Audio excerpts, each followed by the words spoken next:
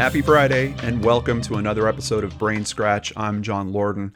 Really excited. We have a special episode lined up for you guys here today. But before we get to that, I need to tell you about one of my favorite collabs, Uncovered with LordanArts, and how you can now watch that live on Plex.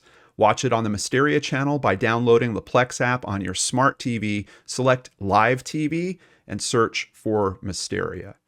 And that being one of my favorite collabs, I think maybe it's time that we do another favorite collab, and that brings us to today's episode. Now, people that have watched me over the years probably know I cover a lot of different types of true crime, but there's a couple of pockets of it that I shy away from. One of them being cults. What is it exactly about cults? It's bothering to me. Some of the types of perversion that we will see in these situations, particularly if it is things that are affecting children. And you know, this is a pretty hard type of work to already be in, to be looking at these deep family traumas that are happening week after week. And sometimes those stories include dozens of victims.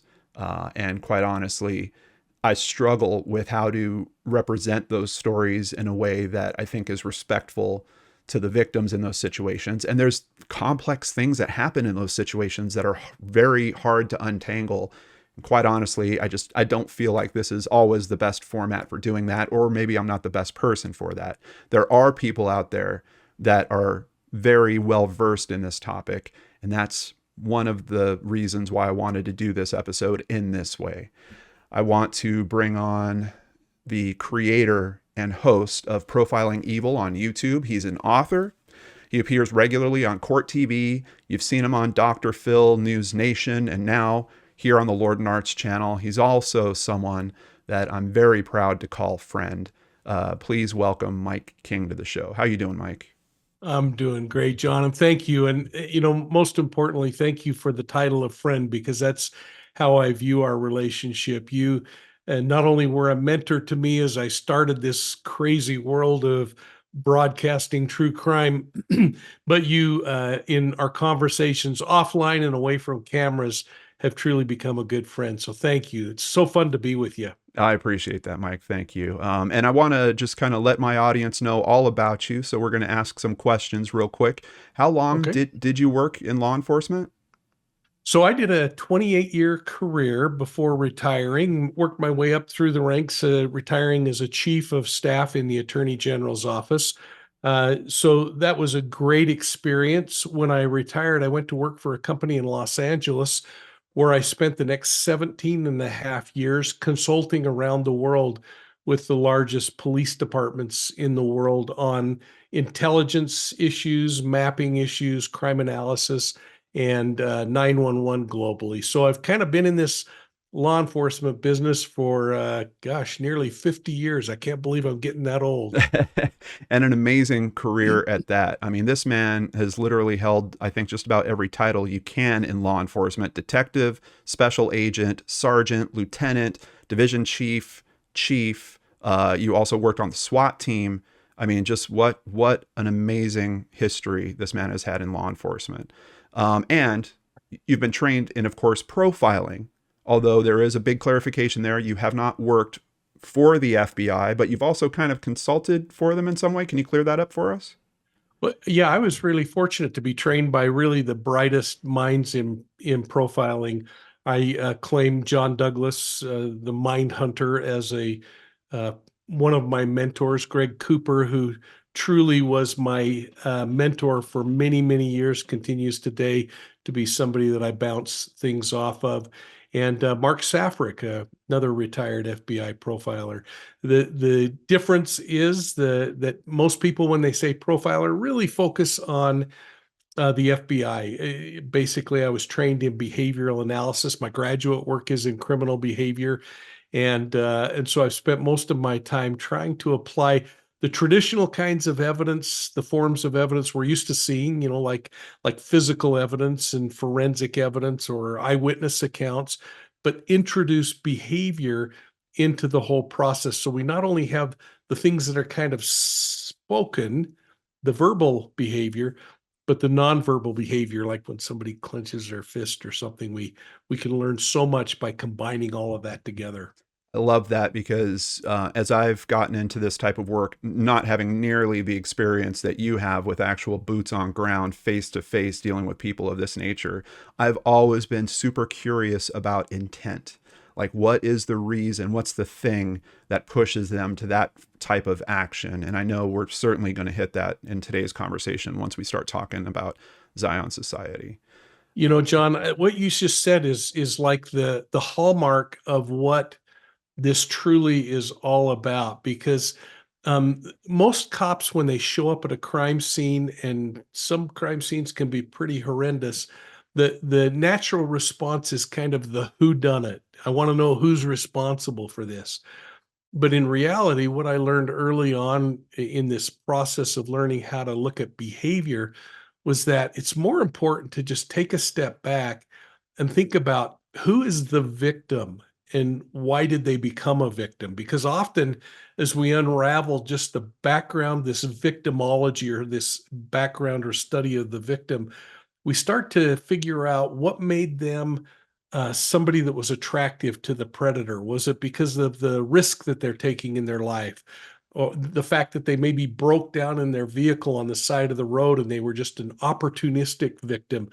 Or were they drunk in a bar and somebody really targeted them? Or a child that's assaulted and it's because somebody's been peeking through the windows at a house for weeks on end. So as we really look into the victimology, we start to understand who is more inclined when we look at these big pools of possible suspects, and we start to say, now this guy's rising to the surface because they do have these kind of preferential things toward this particular type of victim or this circumstance. A serial killer that runs the highways and looks for women that are broken down in their car become this very preferential kind of focused suspect on this suspected victim. Yeah, and I think that's an important level of analysis because it's one thing to figure out, yeah, it was this particular truck driver or whatever. Okay, you've solved that one crime. But understanding that level of victimology, the intent that's happening behind it, that's how you start getting to mechanisms or at least a level of understanding where you can help protect others or at least share that information in a way where people can start being aware of, oh, I might be putting myself at risk if I'm living in this way or making these choices. Yeah, and you know, as we apply technology to the mix, I was so fortunate to work in the geography world of mapping. I remember taking one serial killer case that I had spent a lot of time studying and understanding, a guy named Robert Ben Rhodes, who was a predatory truck driver. The FBI believed he was maybe responsible for as many as 300 women who were victimized and disappeared. But I remember I got his trucking log and I entered every truck stop that he stopped at over a 4-year period of time. And I created this massive map that still is available today to investigators to research. But then I took all of the missing people in the world or in the United States that we're aware of. So, you know, went to the 25,000 names that sit on NamUs and the few thousand that sit on the FBI's VICAP, but plotted them on that map and then used geography and the science of GIS to figure out how far could this predator have gotten from each truck stop he made till he showed up at the next truck stop? How far could he have traveled off course during that suspected downtime? And what victims might have fallen within that area where they were last seen that were his preferential kind of victims? So, a really cool way to mix technology with past behavior of a predator to the victim selection process, and hopefully start to close some of these serial crimes that go unsolved. I wish that somehow information like this could get in front of the eyes of criminals because I'm pretty sure knowing that people like you are doing analysis like that would start making people think twice. We already have genetic genealogy helping to solve these Yeah. cases. Now we have crazy data sets with all kinds of rules that you're throwing against maps to figure out potentially where victims are located. And thankfully, I did read an article that and here, just a quick little side rail, a little off topic here. I read an article this morning that this year so far, crime has been down. Violent crimes are down across the nation. And then I saw a counter argument to that saying, well, basically, it's not true. The crimes are still happening. It's just people aren't reporting it because their confidence in law enforcement has waned. Are you Yeah. seeing it one way or the other with that? You know, I'm always suspect by these numbers because you think back to the Giuliani days when he was mayor of New York City, and a time when I thought he was just an amazing human being. He went in and he started to really reduce crime, but he did it in two ways. One is he really put more police officers on and he empowered them to do more, to arrest more, to take care of quality of life issues. But then they also made a simple change to the reporting statutes that said, hey, we're not going to accept certain levels of crime and report those up to the FBI for the long-term reporting. So you always have to kind of look at it. And I remember one of the assistant chiefs I worked with for many years, he used to say, figures lie and liars figure, and I always kept that in the back of my mind.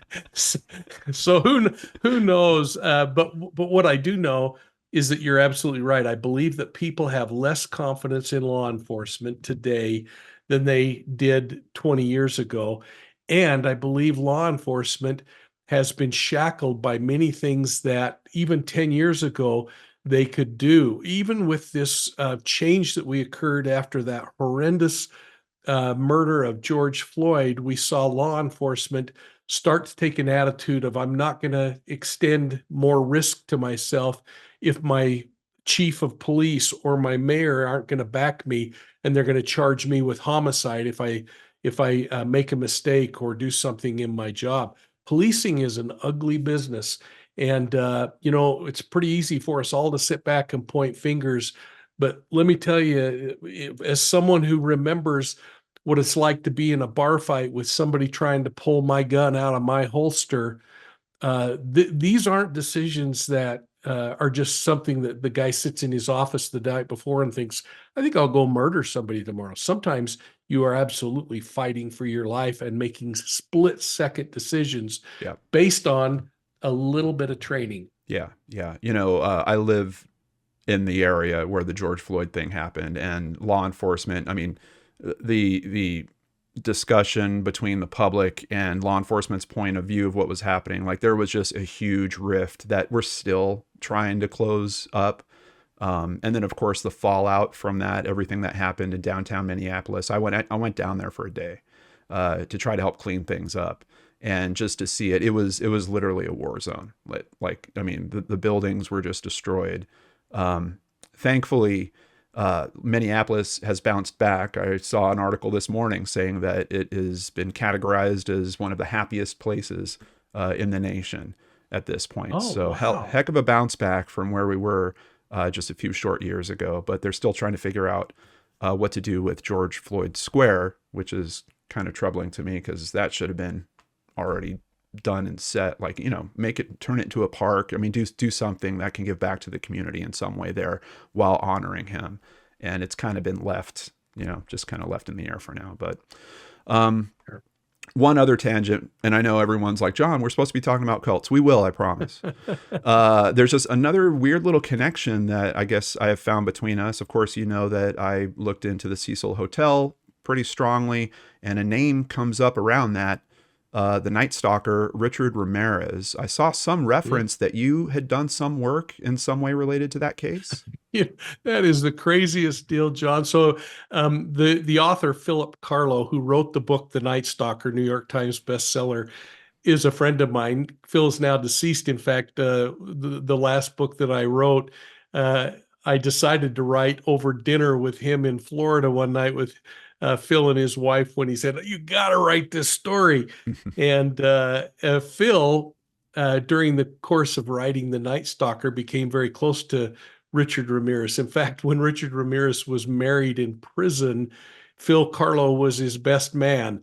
Wow. And Phil, being the lovely man that he is, he introduced me to Richard, knowing that I had been interviewing serial killers all across the country as part of a study for the Bureau of Justice that I was doing under Dr. Ann Burgess, who many people in the true crime community know.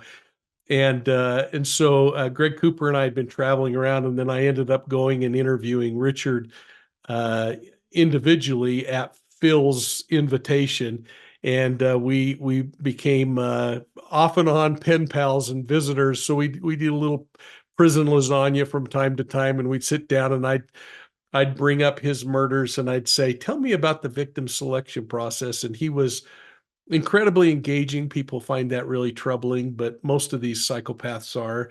And I would say, "So tell me how you selected this victim." And he'd say, "Well, of course, I'm not guilty of this, that I was wrongly convicted.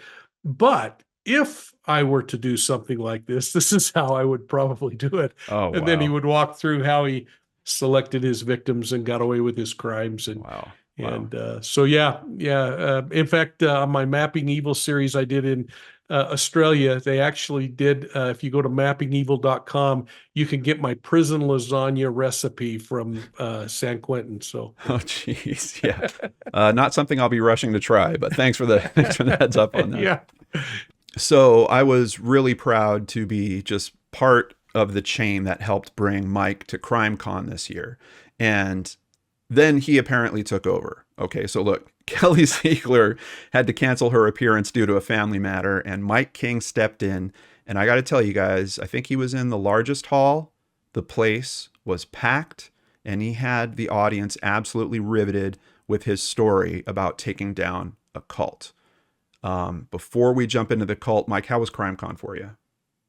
Oh my gosh. Well, I wouldn't have been at CrimeCon had it not been for you, John. And I came last year to do Court TV Live and slipped in and sat down with you and visited at your booth for probably more time than you wanted me to, but learned how much you gain each time by doing that. And because of you, the CrimeCon people invited me to come, and I had to pay a lot of money to get that real estate next to your table, but it was such a blast to be there and to be able to just sit and chat and have some free time when nobody was around, which was pretty rare, Yeah. and just talk with you and visit. But then when Kelly reached out and said, "Hey, we've had a cancellation.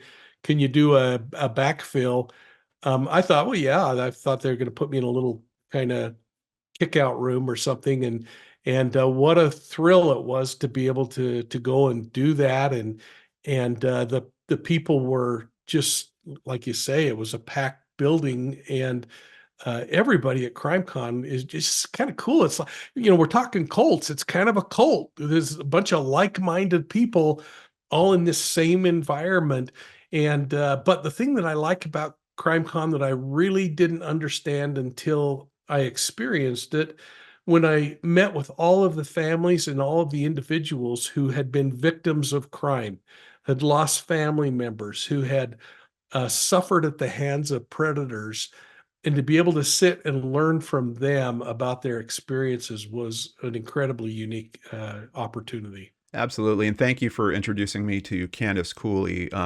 She has some really unique perspectives we're going to be featuring here on the channel very soon as well. And yeah, I mean, you're saying it perfectly. There's just no other experience like that where you get to spend face-to-face time with people that are dealing with these things in that format where they're ready to discuss that. And for these families, that's not easy. I know because I've sponsored a few families and helped them come to CrimeCon. This year we did it with Jason Landry's family. Their booth was active the whole time, and they are just retreading the trauma of losing their son for that whole day. Just imagine the weight of that. It's just a very special thing is that CrimeCon has the right audience for that.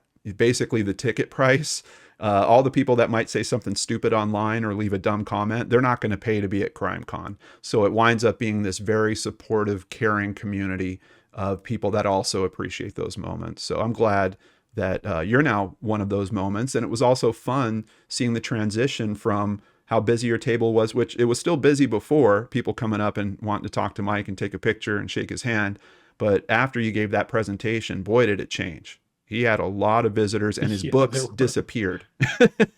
They did go fast. In fact, I have a huge stack of purchases that people made that tomorrow I'm going to have a new shipment of books arrive, and they have been kind enough to wait for the 2 weeks to get the new books here so I can sign and ship them off. But I was thinking, is there anybody in that audience, in that exhibit area, that you don't know? Because I think you know everybody in there, and I think I was really somebody special and was going to introduce you to somebody like Annie, and you already know him. Well, I'm one of the original YouTubers to be there, and after being there year over year, a lot of those families and organizations will be there year after year. So thankfully, I've been part of that community for a long time. There are some people I don't know. I mean, there's always the new people coming in, but I don't know. It's really just a special place. I love it, and I work really hard there, which I know you did too.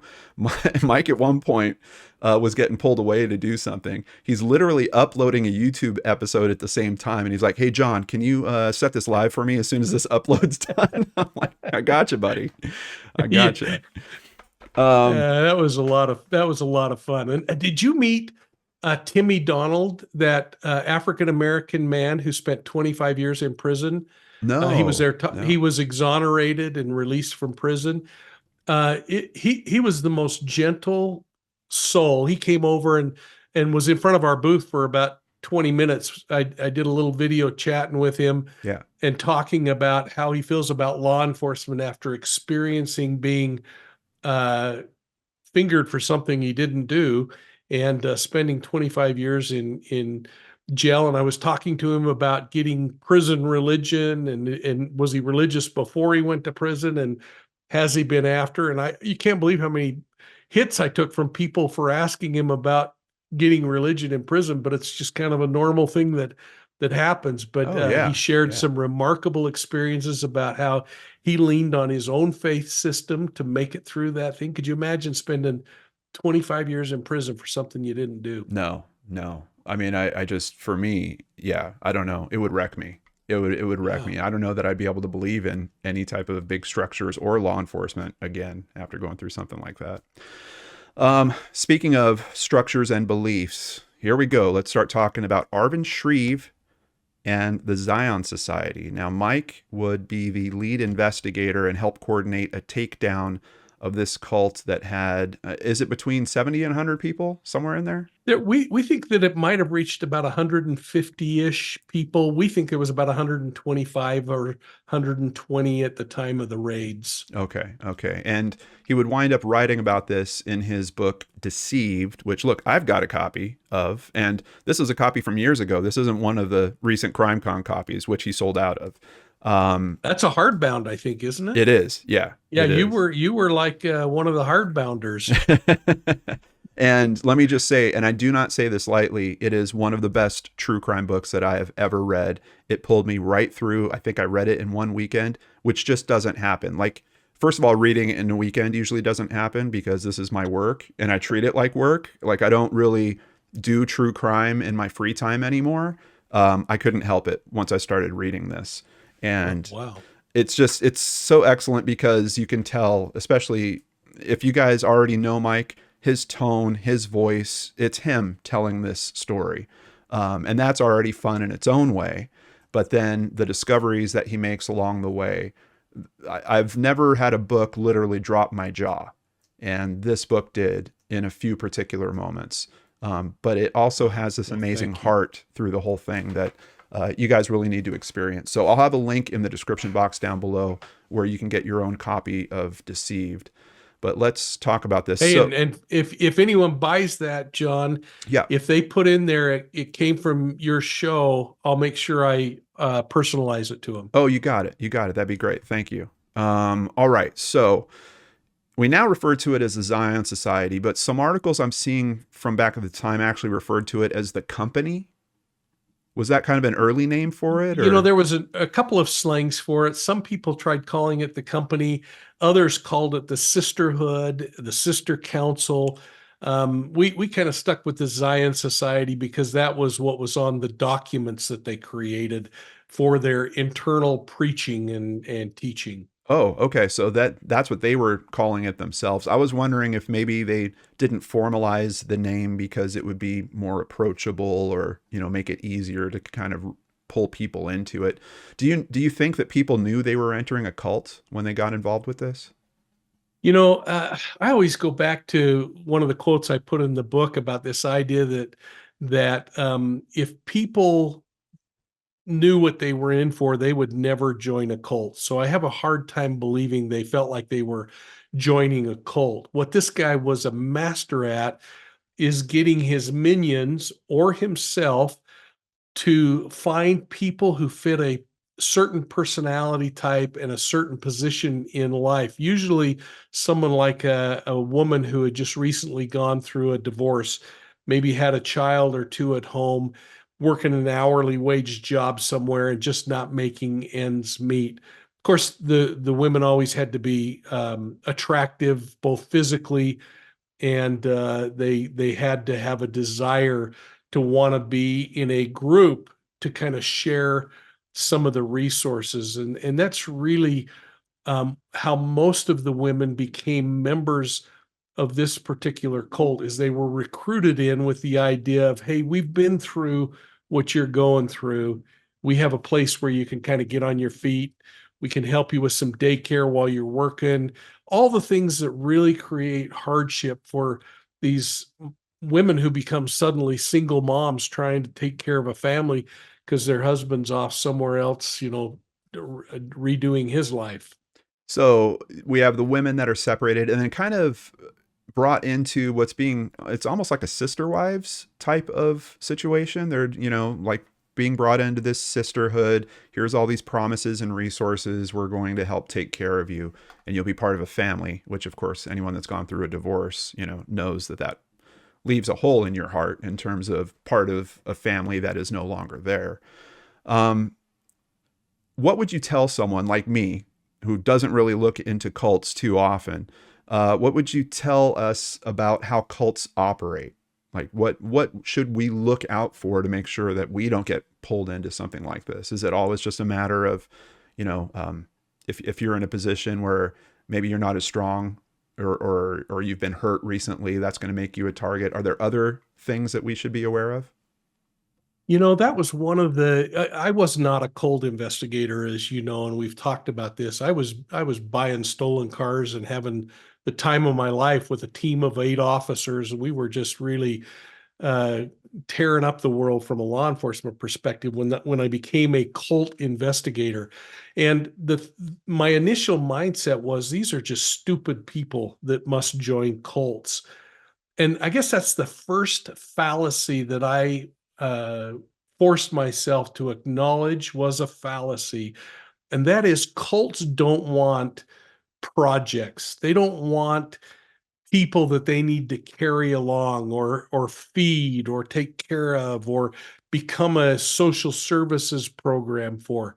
They want people that have something to offer. In some cases, it might be physical things to offer, like uh, the physical characteristics of a woman that was attractive to this cult leader. It might be that they are coming from a divorce and they've got a settlement where they've got some money that they can bring into the cult and cash in to the common good of the cult, which is always this angle that these cults take is if you're part of our family, you give everything you have to being a part of our family. In some cases, the women were actually selling their male children back to ex-husbands as part of custody battles. And the average price we came to learn was about $10,000. Now, the cult didn't want to lose female children, and we can get into that later, but they didn't mind the male children going back. Well, you have husbands who are in custody battles, they're willing to take whatever they can get just to get something back, trying to keep their children out of harm's way. And so there were income sources from that. And then, of course, they were expected to work. And many of them, again, were working hourly wage jobs in places like restaurants or at the hotel cleaning rooms or things like that, but they were expected to contribute. So that was probably the first biggest fallacy that I think I came across. But it was also something that taught me about the recruiting process, the victim identification or selection process that they go through. Yeah, and I think there's an important distinction to be made there in terms of level of intelligence, like someone being smart or stupid, versus having a blind spot that is being preyed upon. And I think that's part of why they're looking for victims of a particular type, because they know how to work in that space. They know, oh, this person's going to be looking for stability, looking for family, looking for a strong male role model, which seems to be a model in these cults. There's always one strong central male figure. So yeah, I think that's a really important distinction as well. Was the Zion Society supposedly, and I know he was excommunicated, but were its tenets based on the Mormon faith in some way? So it's kind of interesting. Anyone that's maybe interested in that kind of history of polygamy in Utah, it all kind of went back to the 1890s when, if you remember, in any American history, the Latter-day Saint faith believed in polygamy in the early days of the church, and this is the Church of Jesus Christ of Latter-day Saints. And when they got to Utah and started, it was the Utah Territory at the time, and Utah based on the Ute Indian tribes that were here. They started applying and preparing for not only the Utah Territory, but they were during this time in American history when they were trying to get statehood. And so they were sending out members of the Latter-day Saint faith throughout the territory, trying to kind of get their tent stakes in the ground so that when they vied for a piece of ground geographically for statehood, they could say, we've got communities living in these different areas. Again, keep in mind that that was they were practicing polygamy in those early days. Not much different than many other cultures around the world that practice polygamy, all based on biblical things. And I think that's one of the fallacies is that people think, oh, it was a Book of Mormon thing, the canon of Scripture utilized by the Latter-day Saint faith. It was not. It was going back to biblical teachings, back to Genesis, and when they started applying for statehood, they were approached with the reality that they're never going to get statehood if they have polygamy, which is against federal law. Right. And so um, the church leaders saying it was based on revelation and the reality of the fact that it was against the law said in 1890 no more polygamy. And so they had this challenge of all these families that had been practicing polygamy. Do you tear them apart and say, too bad, go figure out how to live? The church did all that it could do, and they said it's no longer acceptable if you practice polygamy. That's your choice, but you'll be excommunicated from membership in the Latter-day Saint faith. And that was a real That's stance, right? That wasn't just lip service. Like they were literally kicking these people out of the church if they were found to be polygamists. Yeah, absolutely. In Yeah. fact, if you just look up the manifesto from 1890, that's how clear it was. It was a written, clear document, and they started excommunicating people who said we're not going to go along with it, which was groups like Warren Jeffs and Rulon Jeffs, the FLDS, and others that started down in the southern part of Utah on the Utah Arizona border. And that's where Warren Jeffs and all of that stuff comes from. But as a result of that, there were breakoffs that came out of that. And there were a number of breakoffs, the Allreds, the Laffertys. And one of those, through several families, was Arvin Shreve, who wanted to teach this idea that plural marriage was still a functioning thing. And he started teaching it in his church calling. He was a Sunday school teacher in the Latter-day Saint faith. And his ecclesiastic leaders brought him in immediately upon hearing that he was espousing plural marriage, said, you got to stop. And he didn't want to stop, so he was excommunicated from the church. And he spent decades being angry about being excommunicated. And it was during that time that he started to build his own church, the Zion Society. I think there's there's an unfortunate side effect that happens with the excommunication, in that all of a sudden then someone like Arvin can say, well, this belief structure goes back to our original beliefs, and I'm going to teach those original beliefs. And then all of a sudden they become, in ways, a new prophet of some kind. And that's part of that empowerment, I think, that all of a sudden turns things. To put this in, I'm not even sure I should bring up this example, but I just can't help but think about it. I've watched the Sister Wives show, like, through its whole thing. And early on, I was like, wow, these people seem to really love each other. And hey, if they want to live that way, that's fine. But it was also clear that the father in that situation, Cody, was working very hard with all these relationships, but he was also in a way becoming a priest for that family unit. Like, because where else would they go? They were kicked out of the church, essentially. So he would be the one to kind of give the speeches at the big family functions and kind of try to pass along these teachings. I don't think he got to the same level nearly as what happened in this situation. But I think it's just stepping stones of that same thing of like, well, they kicked us out of the church, but guess what? God is telling me that this is the way to live. So now you guys are going to have to listen to me tell you what God's saying. You, you know, I just love hearing that perspective, because you think about it, it's always been a patriarchal role, so to speak, of the father at a family dinner to maybe be the one that blessed the food, Mm-hmm. or welcomed everyone, or thanked them for a wonderful year together again. And in these polygamous groups, it was just exaggerated because of so many. But then they kind of took on this alter ego of, I really am something. And when I spoke with polygamous families, the father was rarely around and was looked at kind of as a little god within the unit. That was so offensive to me that even in my own family, I'm going to get a little personal here.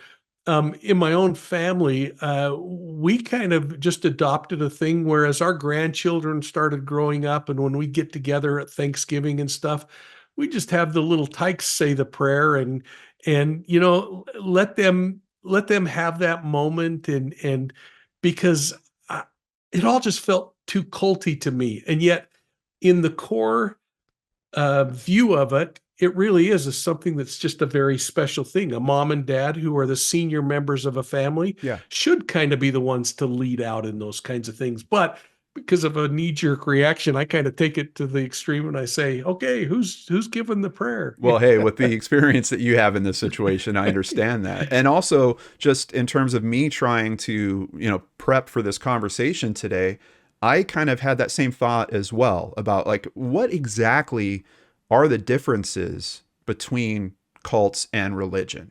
And when I went looking for that explanation, there was all kinds of conjecture and points of view, and people saying, no, there really is no difference. It's just that one has been accepted and the other one isn't.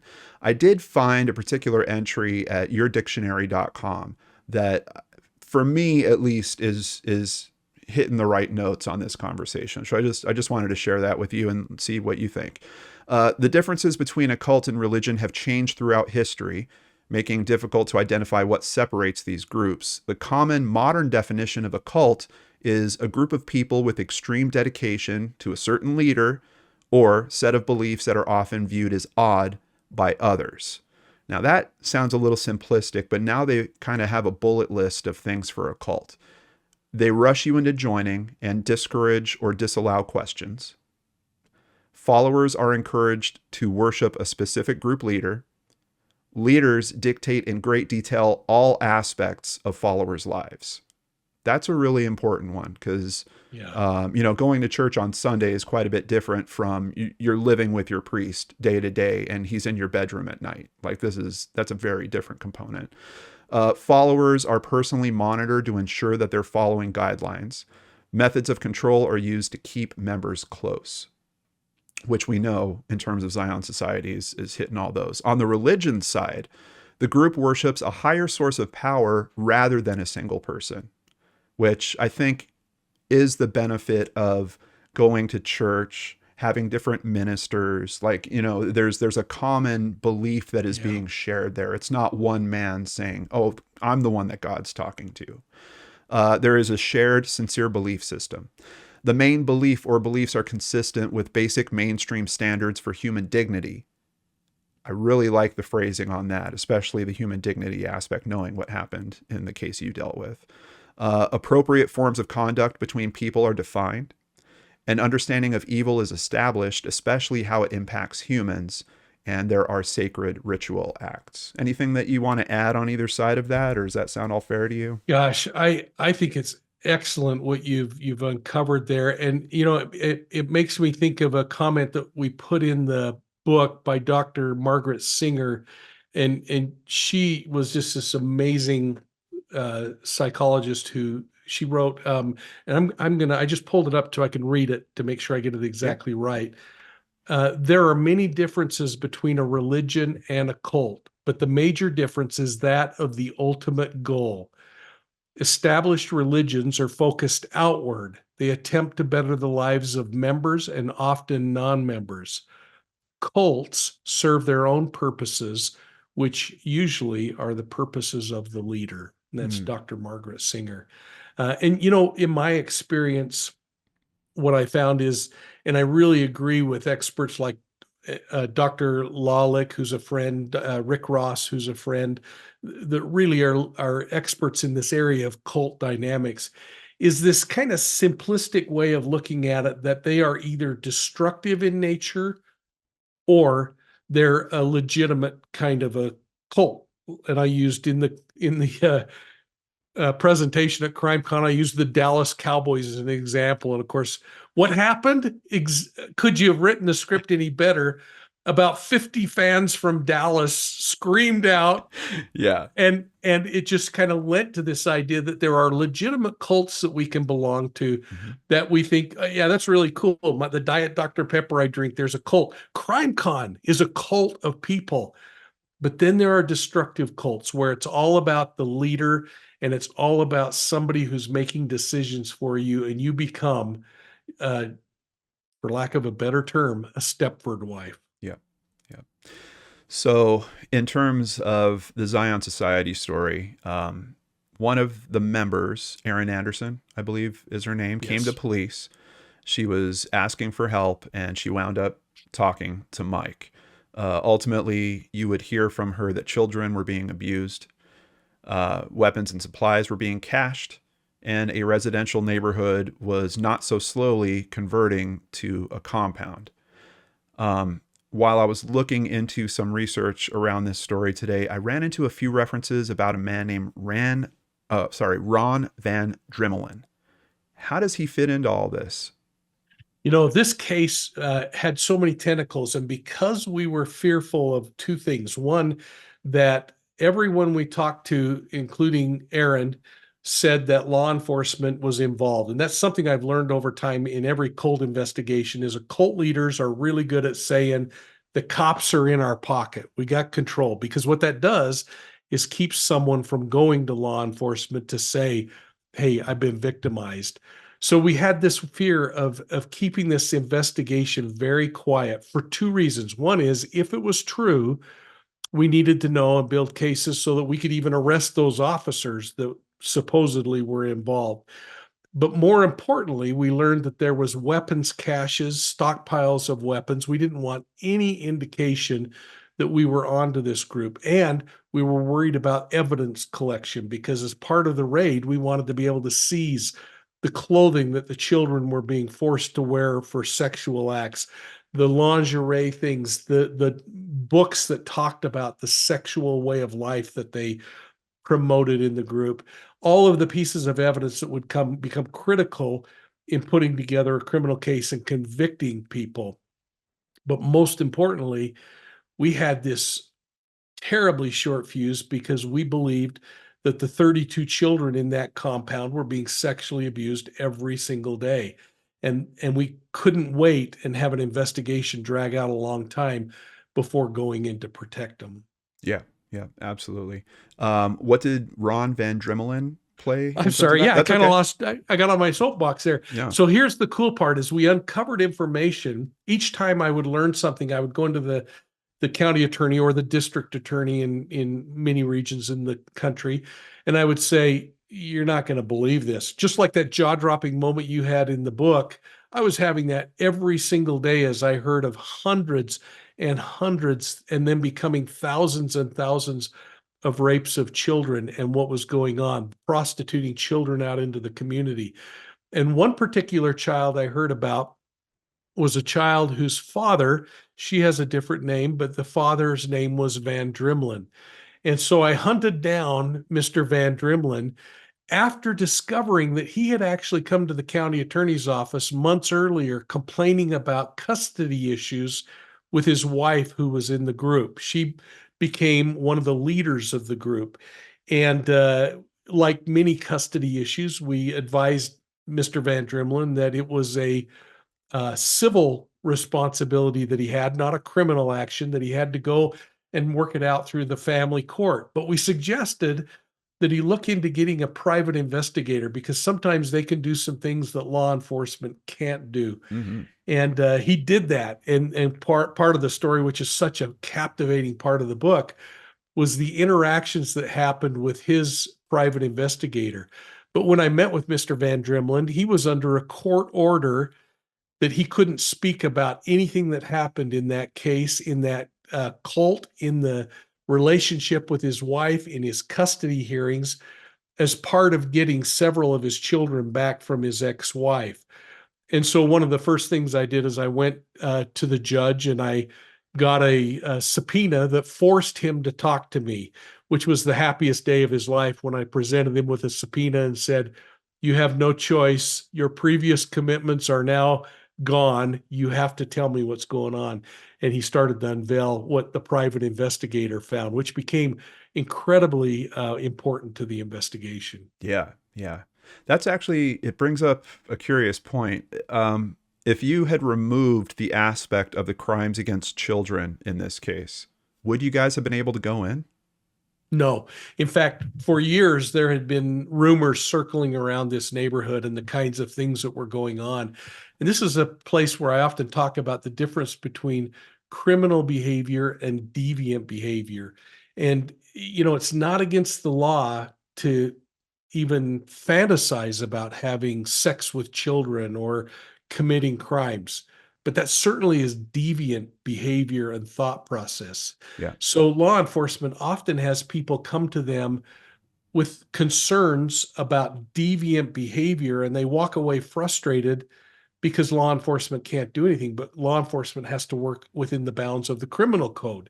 And so the moment we had evidence that supported the idea that the children were being sexually assaulted, then it became actionable and something that we could build a case on. So for all of our listeners, as they're thinking through this and you feel that frustration, same frustration that John, you and I feel when we hear some of these stories, Yeah. that's the difference. Deviant behavior is not against the law, although morally it is horrendous, disgusting, deplorable.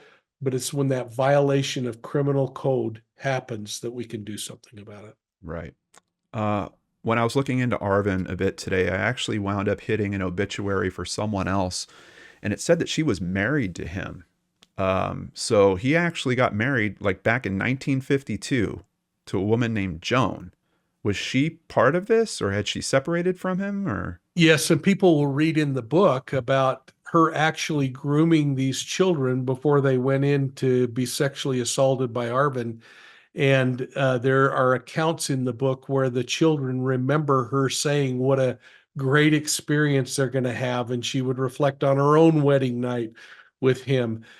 So, this is another example of how the violence cycle in domestic violence cases is real. How people who are, in my opinion, victimized, I believe she was victimized by her husband. She later divorced him when he went to prison, but she was victimized by him. But like many cult members, became part of the problem rather than saying, "Hey, there's something wrong here, and I'm getting out." That's Yeah. that's really risky for some people. And so they would rather change their moral code than admit that they made a mistake. Well, and I think that's a good phrasing, changing the moral code. But in a way, that is programming. I mean, and we are talking about a normalization of this abuse that they're facing to the point where they have to make a decision like, oh, this is normal now, and I'm gonna even bring other people into the similar situation and share with them that this is normal. You're absolutely right. And it's a grooming process that these predators are so good at, that they turn the victim into a groomer themselves. I mean, think about Jeffrey Epstein and Ghislaine Maxwell. Mhm. I believe Ghislaine was probably one of Jeffrey Epstein's earlier victims. Then she became a lieutenant within the organization, a groomer and a predator herself. Yeah, yeah. Mike would wind up leading 70 police officers in a raid into that community in 1991. It led to the arrest and conviction of 12 adults, the rescue of the 32 children. All of that with were there any shots fired? Not a shot. We were so grateful for that. We briefed the team. We had about 7 officers per home that we had search warrants on. We had a strategy put together by the SWAT commander, who I was one of his officers many years earlier, and the teams all orchestrated the hit at the same moment, 6 a.m. And within about 5 minutes, we had every home secured. We had warrants on 10 of the 14 homes, and of course, one other big old thing that I could not get into, but Oh, okay. All that I right. couldn't get a warrant for. But Oh, I think we I know what you're talking about. We will be talking about that. Yeah. and, you know, one of the things that we did, because we were in the course of building a new children's justice center, which happened to be the second in the United States, we were a little more attuned to children issues and the traumas of what happens in these kinds of cases. In those days, a child of sex abuse was interviewed in the same room that a serial bank robber was interviewed at the police department, and we had come to realize that something had to be done differently there. So one of the things we also did is we had a team of social workers who were on hand for that raid as well, that took custody of the children on that morning. So that was one of those things that I'm really glad of. A little forethought um, really minimized, but not much, minimized what those children had to go through. I'm glad you guys had the resources to pull that off like that. I mean, depending on, what town that happened in, you might have been dealing with a completely different police department with a different level of resources. It sounds like you guys were the right team to take this on, obviously, to get through it in that way. Yeah, especially pulling that off when these families were seemingly prepping for war, weapons literally hidden in the walls of their homes, the homes selected in a way on the block where it was literally like a compound, like security outposts, so that they could check and see all the way down the street. Yeah, it's amazing that you guys did that. What was the biggest discovery that you made, or the biggest light bulb that went off for you about cults as a result of the bust? Or was there a particular thing you saw there? What was the big lesson for you in that? I think a couple of things really struck me initially. First is that cults don't want to recruit dumb people. You know, they really don't want a project. So these were pretty intelligent people. I mean, we had one person whose job was to be over the armory and teach everyone about how to handle semi-automatic weapons and how to defend their ground. We had somebody else who had medical experience, whose sole responsibility was to oversee the pharmacy that they had in the cult and to be the one responsible to release medicines as they were needed or to collect those. An entire pregnancy crash cart that they had stolen and put in this compound. We had people who had learned things like how to wire homes for alarm systems so that all of the homes were connected together. So these were pretty smart people. But then, even when faced with the realities, they weren't willing to fess up, to own, to say I made a mistake. That was one really big thing. The second was that You were expecting to be heroes going in there and saving them from this terrible situation, and then they're like, No, no, no, no, no. No, you guys don't know what you're talking about. Yes, and for years I monitored those who went to prison, their phone conversations, and I I listened for years as they plotted and planned on how they were going to expose me as some kind of a corrupt cop, and they would put together these elaborate schemes. And while I said on one hand how they were really quite smart people, there's a big sign over the phone at the prison that says all phone calls are recorded, but Right. somehow they didn't think anyone was going to listen to them. But that was really interesting to me, and it was interesting to me too, the reality of the fact that there's a difference between convert kinds of cults where people join because they, believe they met somebody who's a god of some kind, or I met this person that spoke about some spiritual things and it really touched me, and I'm going to follow them. And then there's a child who's raised in an ideology that doesn't have the choice of saying, I remember when I thought clearer and I had a support system behind me that said these aren't correct things. And so I learned the difference between what I call this convert mentality and this generational mentality, like the children. Yeah.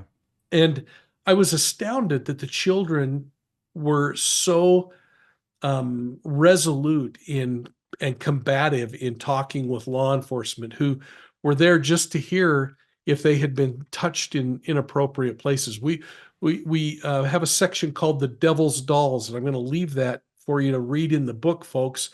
But the things that we learned about some of those that might have been one of those jaw dropping moments for you, John. I don't Oh, know. definitely. Definitely. Yeah. Oh my God. Um, One victim in particular, a young woman who was 14 at the time. When I spoke to her 30 years later, she said, I just want you to know that I hated you for 15 years. It took 15 years for her to be completely separated from the influence of the cult until she finally had a clear vision. And she said, on that 15th year, I realized that you actually had rescued me. that is how deep this programming goes. That is just, it is mind Yeah. blowing. Um, and I'm sure for someone with your experience and kind of circling back to the conversation we were having at the start of today's episode, understanding kind of victimology, what's going on within their head, um, that's got to have been hard for you to process and deal with throughout those years. Hearing these phone calls of people that are going to get back at you and try to undermine what you guys have done, knowing that these children, you know, hate you for a period of years. How did you deal with processing all that? It took us 2 years to get through the 12 convictions that we got. And we had many more that should have been charged, and many more people that should have gone to prison. Back in those days, children were forced to testify in a preliminary hearing. And, there was an emotional trauma that we all experienced at the prosecutor level and at the investigative level as we made these children over and again go into a preliminary hearing and relive that experience. How can there be healing when you have to continue to face the person who assaulted you Right. and tell people what happened? So we consciously chose to stop prosecuting, and there should have been many more. In fact, of the 12 people that we prosecuted, I think I logged it up once that it was a 757 felonies out of those 12 people that we prosecuted. But we had in excess of 4,000 rapes of children in this case. I mean, this thing could have gone on for decades. All the Today, those charges, laws, all the charges that you did get those people on, were they all related to children? Was there anything outside of that? no, they were all related to children, All related. sexual Wow. assault or exploitation of children. Wow. Yeah. Um, so that was traumatizing on the children. And I'll tell you what, it was traumatizing on all of us to go through that and to see those children having to relive this. And there's something interesting that happens in a prelim that doesn't happen in a trial that people don't think about very often. And that is, a defense attorney is not going to try the shenanigans in a trial where they might offend a jury that they would try in front of a single decision maker, a judge. And so those children were subjected to harder questioning in those preliminary hearings than they ever would have faced in a trial. That was just terribly abusive to me. But nonetheless, we when that end and we made the decision to not go any further on conviction or charging people. I put the case away, and I thought about those children. I would bet weekly would be an understatement for the next 30 years. But I didn't think they needed a reminder of me in their life. And I certainly didn't want the reminder either. Because I'll tell you what, you can't hear those stories over again and hear children who have thousands of assaults that happen against them, or hundreds when you think about the children individually, Yeah. and not have it impact your own psyche, not have it impact the way you look at your own children and think these are the same age as those kids, or even in your own relationship with your spouse to not have those things coming back. So there's an emotional toll that investigators pay, and I didn't want to have anything to do with that. Yeah. And so I put it all away. I locked it up in a box. And actually, 30 years later, I handed the box to my buddy Greg Cooper, who runs the Cold Case Foundation, former FBI profiler and my mentor. And I said, "Here, I don't ever want to look at this again." And he was convinced I had cancer and was dying. He said, nobody gives up their books. Yeah. But yeah, I was ready to never look at this again. And then things changed. So Arvin Shreve pled guilty to 4 counts of different types of assaults against children. It's said that he agreed to a plea so that the children didn't have to testify. First of all, is that true? And if so, was it for his benefit or for theirs? Yeah, that's what he said, and it was absolutely for his benefit. He confessed to 32 felony assaults against a number of different children. We charged him with the 4 largest because back then we had minimum mandatory requirements that meant he would never leave prison. So there was no sense in continuing to subject the children to the victimization and the court system in the cases that he was involved in. Okay. He said it was to spare the children. That's a bunch of malarkey.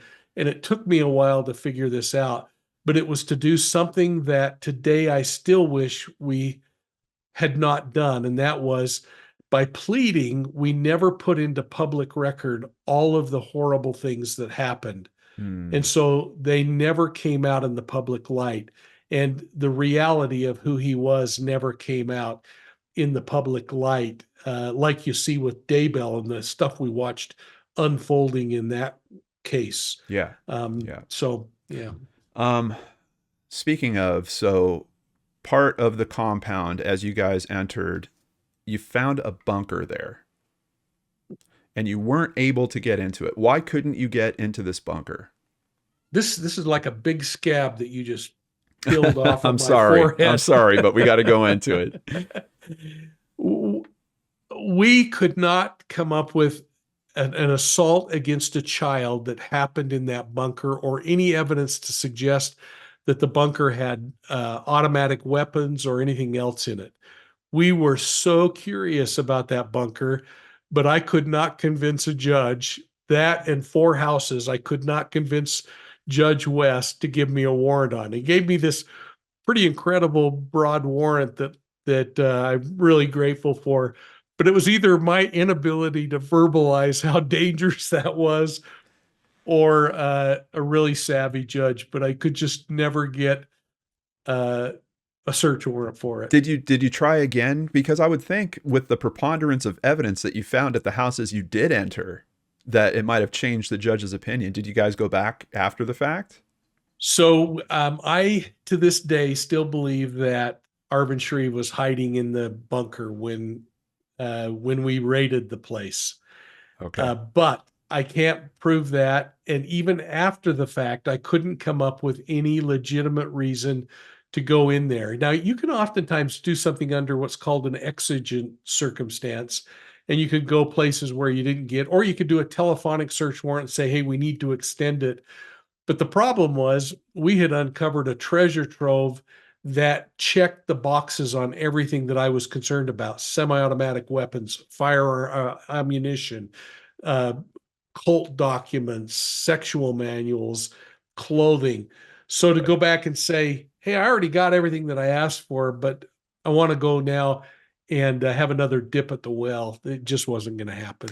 Well, the things that you've described to me are almost like they were running some type of insular, like almost a city for themselves, right? Like they've got their own medical services, they've got their own shop, basically, they've got their own businesses they're running out of this. Is it possible that the bunker was the bank? Do you think that it could have been like where the cash was? Well, so I'll tell you something. These things become like onions, and many years later, in fact, 2 years ago, I interviewed a young couple who had been part of the cult early on and then left.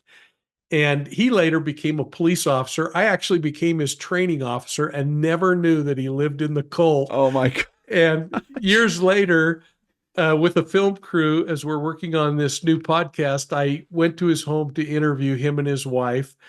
And as we're talking, he said, I was talking about finding the stashes of weapons in the walls and in the floorboards. And he said, did you get the gold? And I said, what? And he said, did you get the gold? Now, this isn't in the book, so I can share it now.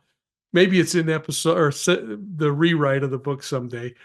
He said, oh, yeah. He said, if you would have just hit the next panel behind the one where the weapons were, there were gold coins filled up inside of that they'd been collecting over time. Now, I believe him because I saw him as a police officer for 30 years. Yeah. And it just was a reminder to me of how poorly I performed in this whole thing because I didn't find the gold. Mike, you got the home run, and saving the children, I think, was the focus, and you got that. Worth a lot more than gold. But yeah, and that also means that the bank was somewhere else. Then we still don't know what the bunker was, and it's interesting because thinking about this, we did note that there's practices that religions have, and maybe there's practices that this cult had. Maybe that building was part of that in some way. Who knows what evidence could have been in there around that. Or like I often say, it could have been entirely functional and had fertilizer and lawnmowers. That's a good Who point. knows? That's a good point. But that's a pretty heavy door. We're showing the footage right now. Yeah. Yeah. And that thing was like 8 feet thick. Wow. So it could have withstood a one of the what do they call those, mother of all bombs? Right. Bombs. Right. All right. I want to touch on this because I love hearing you explain it. And I think more people have to understand this in terms of the mentality that Arvin was likely dealing with, in terms of his psyche. I've heard you speak a few times about the escalation of fantasy. Can you share a little bit more with us about that, how that works from his perspective? Yeah, it was interesting because as I investigated Arvin, of course, this is the job of an investigator, to find all the things that you can use to impeach someone when you're interrogating them, the kind of uncover the warts that they have without letting them know they have warts. And one of the things that I learned over the course of my career was that um, when criminals act out crime, especially sexual crime, it's usually based on fantasy. And there's a really interesting process about fantasy that I've learned over the years, much of which I was taught by my mentors, other that I added upon with academics and my own experiences. And I often say I just regurgitate what I learned from others over the years. And I have learned a few anecdotal things that I've added in from my own experiences, but I give the credit to all these wonderfully smart people that preceded me. But the idea is that reality is never as cool as fantasy. And if you think about your legitimate fantasies, it might be that you want to be a rock star standing on a stage in front of an audience of 50,000 people playing a song you wrote. Nothing wrong with fantasy. Yeah. But as you relive fantasy, pretty soon the fantasy isn't enough and you have to act it out. And if your fantasies are based on the predation of children or a, a, adults, it doesn't matter, but violating the rights of somebody else, and that brings you either sexual pleasure or feelings of power and control or whatever, If you continue to fantasize in that way, fantasy becomes insufficient and you have to act it out.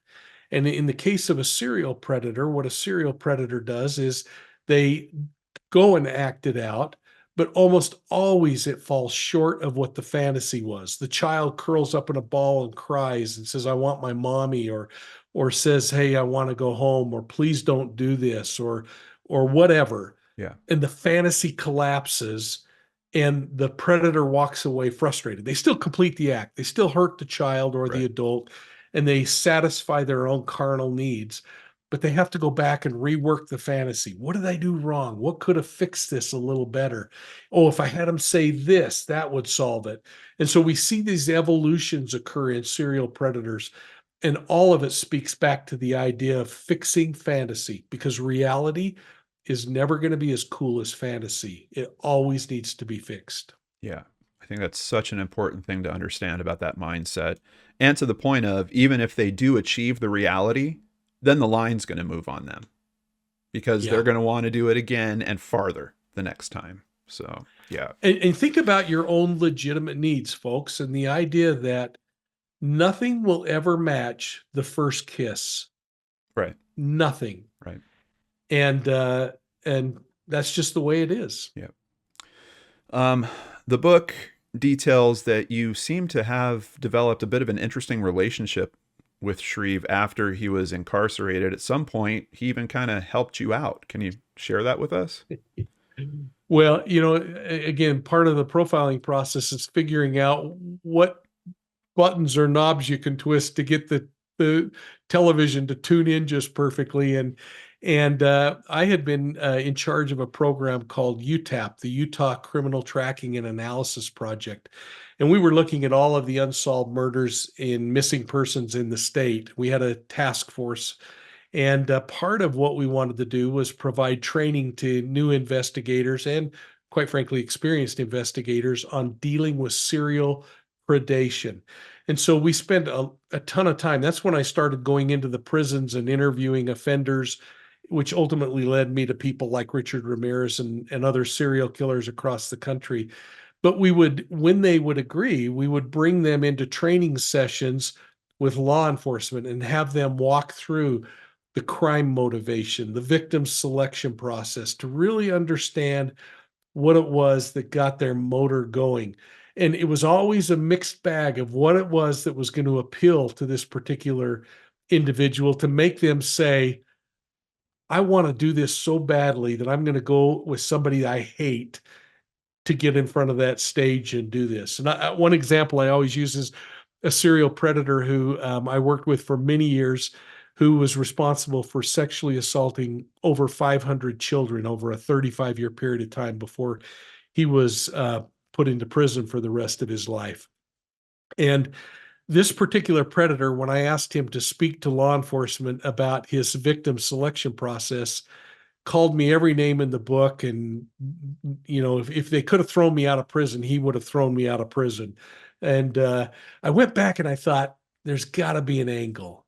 And, I can't pass a Dairy Queen, John, if it has the blizzard with Heath bars in it up on the sign. It's just like is this, moment that draws me in. And I thought, what is it that this guy wants?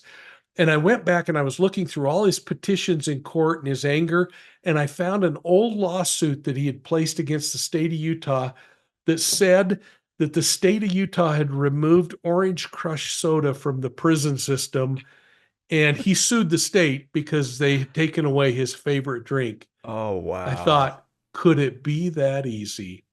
And I went in and I sat down and I said, now I know we've had our problems in the past, but if you'll come and tell people how you selected those 500 children, I'll give you a case of Orange Crush soda. And man, the wheels started turning. Within 20 minutes, I had a deal cut. And Oh my I God, called the Mike. warden and I said, I need to get a case of Orange Crush soda to this guy. And he said, what? And we Look, gave Zoom's him, giving you the thumbs up right now, yeah, even. Yeah. Oh, we gave Mike. him. So with Arvin Shreve, what we thought about is this guy loves to purport that he is a prophet of God and that everything he did was because God commanded him to, not because he's a child predator. Yeah. And so I sat down with him and I said, I don't care how you define why you did it. All I care about is that you describe how you did it. And he came in and did that so that he could have an opportunity. And you've seen that video. Yeah. And the amazing thing is, John, he had been locked in a cell for 10 years by the time he did that. And yet he gave a sermon from his little preacher pulpit like he'd been doing it his whole life. Yeah, yeah. No, the guy loved to talk, Mike. I guess he also started recording books on tape while he was in jail. Like they had a books on tape program. He just started working through the library and recording, for the guys I guess that couldn't read, so they could just listen to the books. So yeah, I did not know this, so I'm going yeah, to call the prison now and see if I can get a copy of some of those because, yeah. one of the interesting things that happened that tells me of the trauma that victims experience is on that police officer who asked about if I found the gold in the wall. Mm-hmm. When I interviewed him and his wife 30 years after this had happened, I played that video that you've heard of Arvin speaking from prison. And she physically became ill and broke down and started crying, hearing his voice. Yeah, yeah. I believe that. Crazy.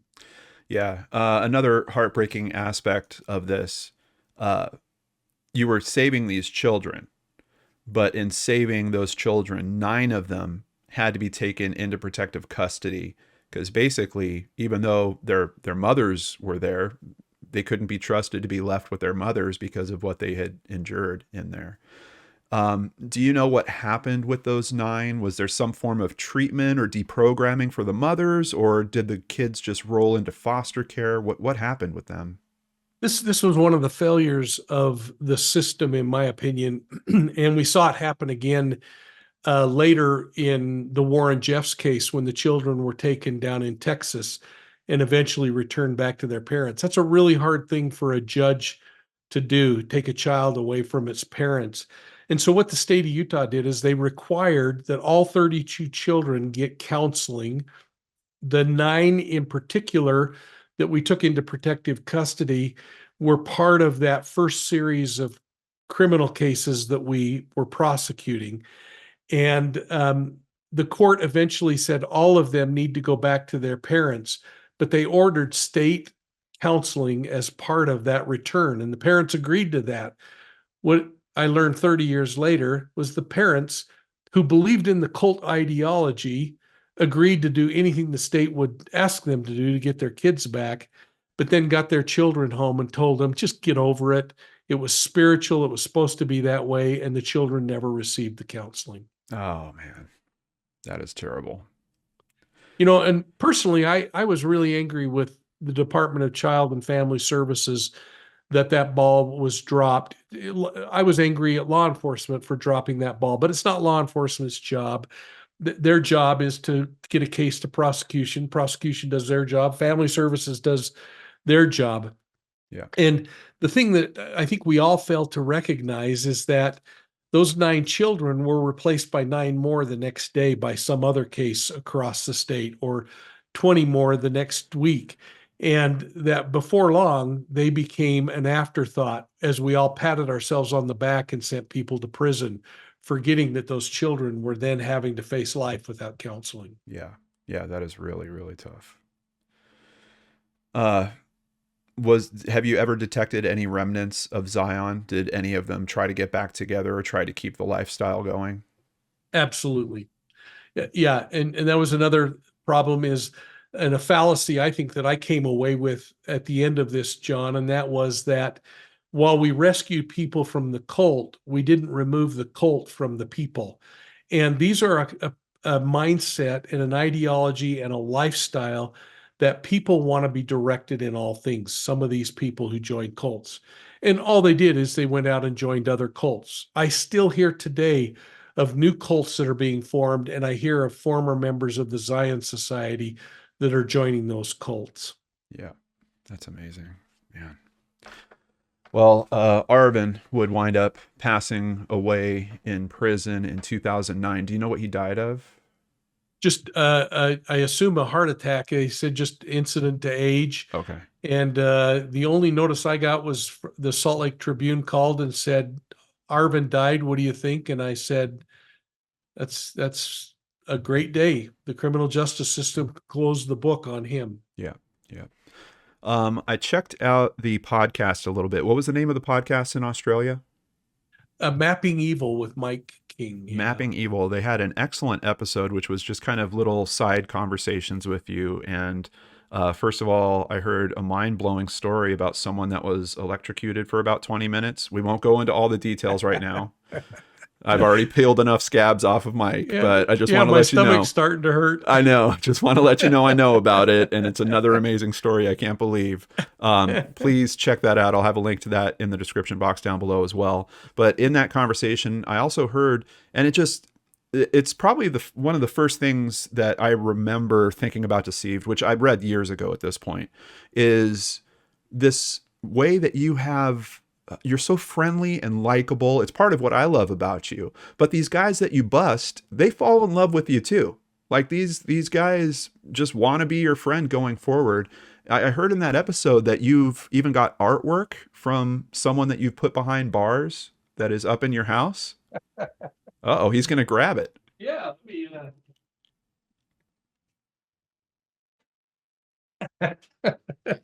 it's funny. There we go. Wow. So let's see if I can do this without Yeah.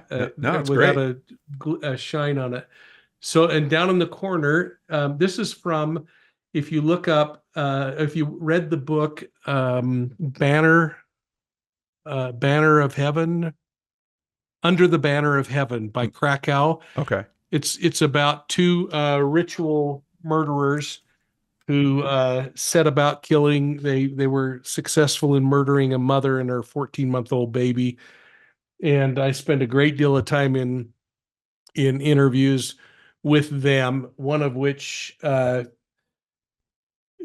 this pen and ink drawing from prison and sent to me Christmas a few years ago. And he was I would actually load him up in the state airplane and fly him to other states to speak to investigators. We'd have 1,500 investigators in a hall learning about how these serial predators and these ritual criminals go about doing their things. And since it's show and tell, hang on, we'll do a quick cut. Yeah, go for it. Only because you asked about the electrocution story. Uh-oh. I'll just so this is the flashlight that I was holding when that power line fell on me, and they brought that to the hospital, and they said you might want to hang on to this just to remember how insignificant you really are in the scope of things. Unbelievable. Mike, I can't believe that. Wow. Thank you for bringing that. Yeah. In terms of this relationship that you do have with these interesting characters, you did make a comment that you never really lose sight of their humanity. And I just wanted to ask, how do you do that? How do you keep sight of the humanity in these people that a lot of us are looking at as monsters? And quite honestly, they probably aren't in touch with their own humanity in a lot of instances or times. Like, how do you hold on to that? You know, it's really troubling for some people to hear that I say, you know, Richard Ramirez was a likable guy when you talk to him. Don't misconstrue any of that thought, folks, with the idea that I don't think that he was a psychopathic killer who deserves to remain in prison and die in prison, never to see the light of day. Just as the man who drew that picture of the wolf needs to die in prison. But I'm grateful that I was raised in a family that taught that people are still human beings and they still deserve certain kinds of rights, and that behaviors and the person at times could be different. I don't feel that way about serial predators. I think their behavior indicates who they are. Their psychopathy indicates who they are. But I cannot allow myself to drop to their level of hatred and meanness. And so that's, I guess, how I have been able to do it, John. Yeah. I think back, as a young SWAT officer, I was crawling through a garden on a barricaded suspect case one night, and he opened fire on me, and he shot probably 13 or 14 rounds at me, and I remember my face was bleeding from the rocks near my face breaking and hitting my face, and I made my way up to the window and rolled a couple of tear gas grenades in, and the guy went in and was taken into custody. And my SWAT sergeant said, "You're going to take him to the hospital." Well, I hated that guy. I mean, he'd been shooting at me. Yeah. And then the next thing I knew, he was asking me to come visit him in the psych ward, and I went and visited him because I don't know. So Yeah. thankfully, I've always been able to forgive people for things that they do to me, but I don't ever get past the point that I believe in the consequences of decisions and the justice system. And the justice system says you need to die in prison. That's what needs to happen. Yeah. Well, Mike, I wish all of our officers were made of that same fabric. I mean, the things that you've faced, the darknesses that you've seen staring right in the face of, and for you to hold on to your humanity in that way. Yeah, your parents did a good job raising you, and whatever you're doing to maintain your faith going forward, you're doing all the right stuff, because this is one of the most caring people that I've met in doing this work, and I am very, very proud to know you. I feel that way about you, John Lorden. Thank you so much, Mike. Please take a moment, subscribe to Profiling Evil on YouTube. I'll have a link. I'll have a little thing popping up on the screen right now. Give it a click. Show Mike some support. You're going to love his content over there. And remember to buy this book. I was telling them before at CrimeCon when they were coming up to our tables, get the book. And then he went and did his speech, and literally a half hour later, the books were gone. Pick up a copy of Deceived. Tell Mike that it's because of this conversation. He'll sign it for you and get that off to you. And know, folks, that the proceeds are going to build a brand new Children's Justice Center. That same place that we took the children from the Zion Society to 35 years ago has broke ground and is about 3 months under construction right now. But we're not pocketing your money. We're putting it to help children of sexual abuse. An amazing thing from an amazing man. Thank you so much for being here, Mike. We really appreciate you. Any other place people can find you that I need to let them know about, or? No, just at Profiling Evil will track me down. And thank you so much for allowing me to be on your show again. Of course, you got it. Please sit tight. I'll be right back with you. Everyone, that was our big talk with Mike King. We might have run a little long, but I hope you guys enjoy it half as much as I did, because I'm there for every minute of it. A big thank you to our supporters here on the channel. Of course, you notice we don't jam these presentations with commercials, maybe one at the start, one at the end. That's because of our amazing supporters. Thank you, PayPal supporters Amanda Beard, Hillary Green, Brandy Fry, and Angela Welch Sola. If you'd like to support our work here at LordanArts, please visit LordanArts.com. There you can sign up for PayPal, sign up for Patreon, buy merchandise, or even just buy us a coffee like Tabitha Tyndall recently did. We really appreciate you guys that help keep us here having these very important conversations. I learned so many different things today. I hope you guys did too. Take care, have a great weekend, and we'll see you back here next week on the LordanArts channel.